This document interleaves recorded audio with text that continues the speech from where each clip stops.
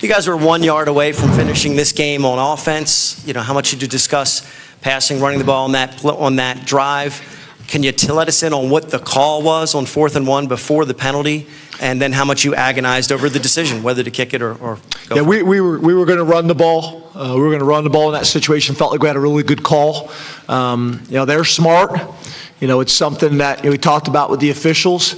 They made a move call to stem their front, which is perfectly legal. And when you're smart, you save it for that situation, a critical 3rd and 1, a critical 4th and 1, because if they feel like you are simulating the cadence, they're only going to let you get away with it once. And they're well coached. They saved it for that situation. They made a move call. They said man flinched. I didn't see it, but they said he did.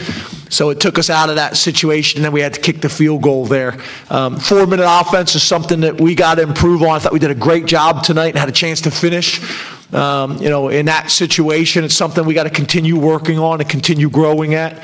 But it sure would have been great to end it on our terms. But, you know, we have so much confidence in Brett Pry and our defensive staff and Tim Banks and Sean and Terry. Those guys do such a great job that, you know, I knew they were going to go on the field and get the job done, especially when our offense forced them to burn all their timeouts. So now they're in a tough spot, and our 4-minute offense, you know, was able to do that. But you know, defensive guys just played lights out all night long. Saquon, what's going through your mind right now as you assess your performance tonight and your future? The things going in my mind right now is I'm excited and I'm happy that we're able to send the seniors off on a good note. Talking about that 4th down situation, can't get that 3rd down situation out of my head. I got to eliminate that in general. I got to find a way to reach and get that other yard. And with that decision, I'm not really focused on that. I'm just living the moment and enjoying it and cherishing moments with these seniors, and especially guys like Ham. And those guys are so special, and I'm so thankful to call those guys my brothers and my teammates. Right-hand side. Yeah, this is Greg Moore, Arizona Republic. This question is for the telecommunications and journalism majors who are Snapchatting. I'm just curious, what does this game mean to you guys? What does it feel like?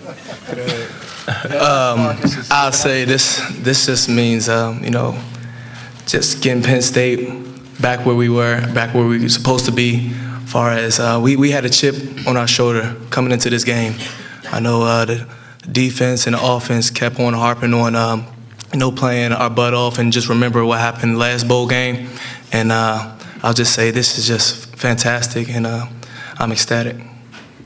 Yeah, I'm just trying to document, you know, all the stuff since I've been here for like a decade. So it's my last days here, you know, enjoying this time with this team. So just trying to document all the good moments that we're having, and then obviously finishing the season with a win. It really means a lot, and it's really important to everyone on the team, not just the seniors. So that's really all I'm trying to do, is just live in this moment and enjoy it all.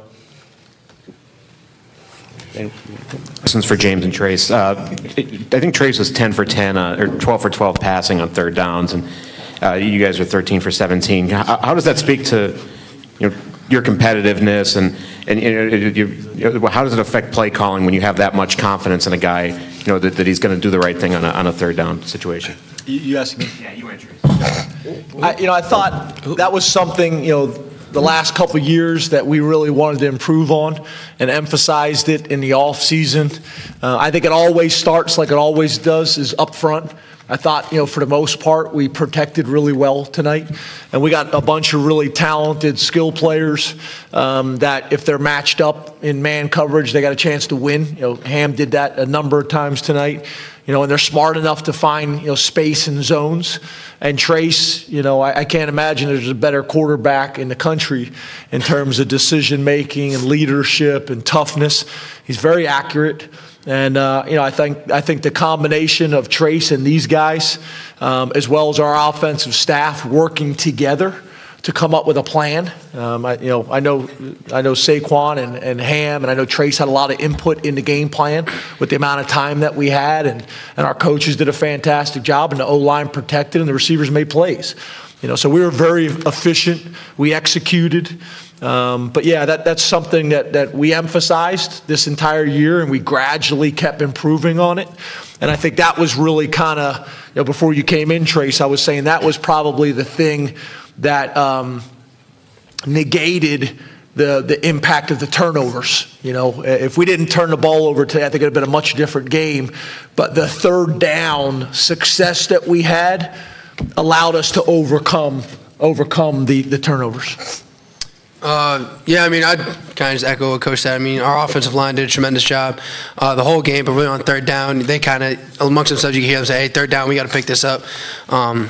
They had a little bit different sense of urgency, you know, to themselves on the third downs. And then I mean, you got guys like Ham and Saquon. I mean, they did a great job separating versus man. We knew that was going to be a challenge this week, that they were going to come up, try and press us at the line, not give us a lot of air, suffocate the air of the zone. And we'd have to, win against man and be accurate with the ball. And that's something our receivers did a great job getting open and making plays on third down.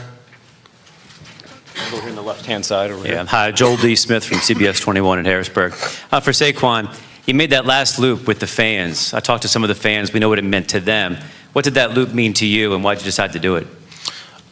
Just show respect to the fans. I think we have the best fans in college football, and it's go to show you this game and how much of an impact they have on the game and how they travel with us. So I just want to say thank you to the fans, and like I said, this 2017 team will never be back together. The seniors will go on and play football or go on and be successful businessmen or wherever they pursue in life. So and they're right with us the whole ride. So I just wanted to say thank you to the fans. I'm pretty sure I wasn't the only one that did. I think Ham and Mike and a whole bunch of other guys did it too. So just show appreciation to the fans, and that we're so thankful for all the support they have for us the whole year through the ups and downs. Saquon, on your 92-yard touchdown run, what did you see when you got the handoff? And take us what happened when you finally broke into the quarter. Well, first of all, it was a great play call by Coach Ronnie and the offensive staff. We designed something to get the defense looking to the sideline.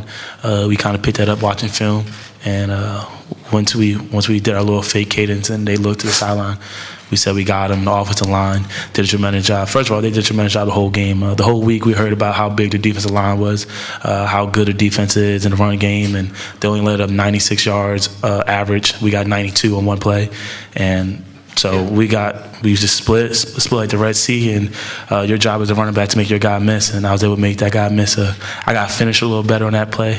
Kind of got above my head a little bit, but we finished it. We finished and got in the end zone. DaeSean, could you describe Trace's performance from your perspective? I mean, only 9 incompletions on almost 350 yards. He threaded the needle to you a couple of times. Just what was it like? It seemed like he was really in the groove for you guys as receivers. That's what we're used to. Trace was slinging it today. Really just hitting any receiver. And the receivers as well did a great job getting open. And Saquon did a great job picking up first downs for us when, the defense was kind of taking things away from us downfield. So, yeah, Trace was just distributing the ball like he always does and finding the open guy. And our offensive line, like they've been saying, did a great job protecting him all game, giving him a clean pocket, and then allowing him to step up and make plays. Thanks, Sam. No problem. The one thing I would say about that, I think that's one of the things that we do a great job of. These guys are unselfish, so we don't have one receiver with 100 receptions that's leading the conference, but it makes it really difficult, to defend us because there's so many guys that can hurt you. Our tight ends, our receivers, our running backs in the passing game, in the run game, and Trace just does a great job of going through his progressions and taking what the defense gives. We'll finish off right here. Yeah, Dave Bierstein, NBC Sports Radio, Phoenix. This is for DaeSean. DaeSean, after every big play you had today, they seemingly went to a cut of your family in the crowd and your brother. The first time he was eating a bunch of popcorn that was over his face. The second time he was eating ice cream. For you, what was it like to have such a big game on such a big stage, and does your brother embarrass easily? You should see the things he eats at home. The first couple of years, after like growing up, he used to eat only McDonald's every day. So, but yeah, having a big game like this on a big stage, and obviously, like I said, getting the win with this team really means a lot. And then for my brother, and then for the rest of my family, I had a lot of people come out, and for them to see me play well today and to see us in the season with the win, it was really special. I'm going to finish off with the last question right here in the middle. Coach, after last year's bowl game, after losing that lead, when Washington starts to come back in the second half, how much is that affecting your mentality and your game plan with last year's bowl game in mind? I think our coaches and our players, we thought about last year's bowl game in the offseason and how we attacked the weight room and how we attacked morning workouts and spring ball and summer camp and things like that. I don't think it impacted us more than that. It was motivation for the off season that we wanted to have a better season this year and finish stronger and grow from it and learn from it and evolve. And, I think this team is a team that believes in themselves. Starting last year, once we kind of got on a roll, this team believes that they're going to win every single game they play against, every single opponent. And, you look at our season, there was some ups and there was some downs and twists and turns and adversity. But these guys never stopped believing in one another. And I think that confidence comes from how hard they've worked and how hard they've prepared and how much they've sacrificed, to get to this point. They believe in each other. The coaches believe in them in more ways than just football. And I think that's what you see on the field. You watch us play. We play an exciting brand of football. The guys love playing together. The coaches love watching them play. It's a party. I wish you guys could come in the locker room after the game. It's unbelievable. So just we enjoy. In football, you work really hard year round, but as much as it pains them to say it, 90% of it, we enjoy and love. At least I'll say that. I hope you guys feel that way. Yeah, I have fun. Yeah, me too. Any questions for Marcus?